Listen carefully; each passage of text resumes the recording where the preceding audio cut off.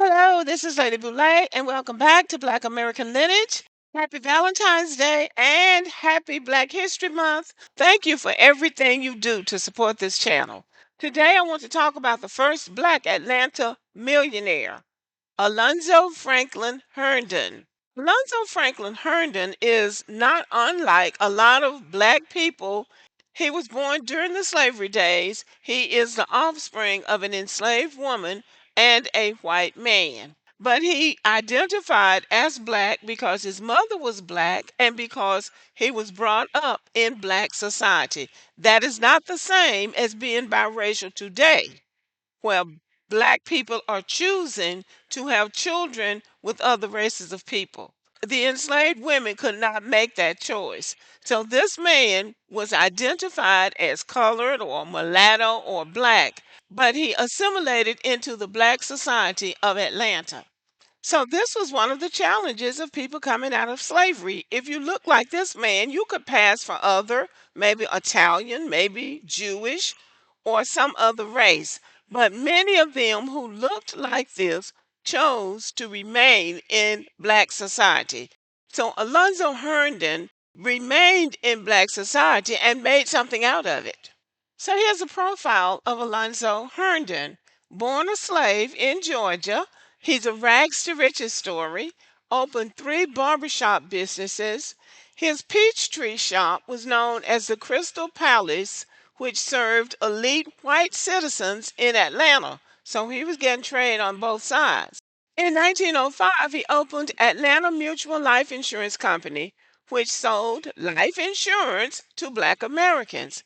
Today, it is one of the largest Black American businesses in the United States, worth over $200 million and operates in 17 states. So, this is called generational wealth. Alonzo Franklin Herndon was born on June 26, 1858, in Walton County, Georgia, to Frank Herndon, a white farmer, and Safini, his slave. By the time of his death in 1927, he was Atlanta, Georgia's wealthiest Black American and one of the first Black millionaires in the United States. Herndon worked on his father's plantation near Social Circle, Georgia, a place I know about. Freed by the 13th Amendment, Herndon and his mother, younger brother, and maternal grandparents became sharecroppers. Herndon supplemented the family income by working as a day laborer and peddler of peanuts, homemade molasses, and axle grease. Wow, so he was a jack of all trades. In 1878, at the age of 20, Herndon left his family and moved to Jonesboro, Georgia, where he opened his first barbershop. So now he's cutting hair. Wow. He developed a great reputation as a barber and his business thrived. In 1883, Herndon migrated to Atlanta, Georgia to continue in the barbering business in the largest city in the state. By 1904, Herndon owned 3 barbershops in Atlanta, advertising one of them as the largest and best barbershop in the region. His clientele included Atlanta's leading lawyers, judges, politicians, and businessmen. As his earnings grew, Herndon began to invest in real estate, purchasing more than 100 rental houses, commercial property along Auburn Avenue in Atlanta, where Dr. King was brought up, and a plantation near Tavares, Florida. At the time of his death, Herndon's real estate holdings were valued at nearly $325,000. That would be about $6 million in today's market.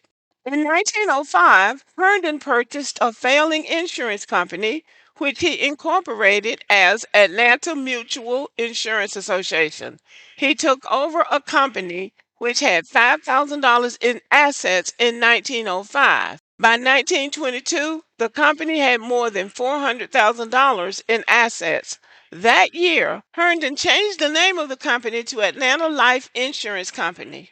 The company rapidly expanded, establishing branches in Florida, Kansas, Kentucky, Missouri, Tennessee, and Texas. Herndon saved other failing insurance companies by merging their company with Atlanta Life Insurance, claiming their efforts were designed to build confidence in black businesses and save jobs for black American men and women. Regardless of the reason, his acquisition strategy made Atlanta Life one of the most successful black businesses in the nation by the 1920s. 1920s. He was active in a variety of economic and political causes. He was a founding member of Booker T. Washington's National Negro Business League in 1900. 5 years later, he was one of the original members of the W.E.B. Du Bois led Niagara movement. He also used his wealth to support local institutions and causes such as the Young Men's Christian Association, Atlanta University, the First Congregational Church, the Southview Cemetery, and the Atlanta State Savings Bank. In 1893, he married Adrian Elizabeth McNeil, a professor at Atlanta University who influenced his cultural and educational growth. Alonzo and Adrian had a son, Norris. After Adrian died in 1910, Herndon married Jessie Gillespie of Chicago, Illinois, who became an active partner in Atlanta Life and who led the company along with her stepson after Herndon's death. In 1910, Alonzo and Jessie Herndon built the Herndon home, which at the time was one of the largest mansions in Atlanta. Today, the home is registered as a National Historic Place. Alonzo Herndon, a member of Alpha Phi Alpha fraternity, died in Atlanta on July 21st, 1927, at the age of 69. Atlanta Life Insurance is still in business today and is the only Black American owned and privately held stock company in the country with capabilities that include personal and business insurance, reinsurance of group life insurance, and dental benefits. Okay. To date, his mansion, built by black artisans in 1910, sits next to Morris Brown College and is listed on the National Register of Historic Homes on Diamond Hill.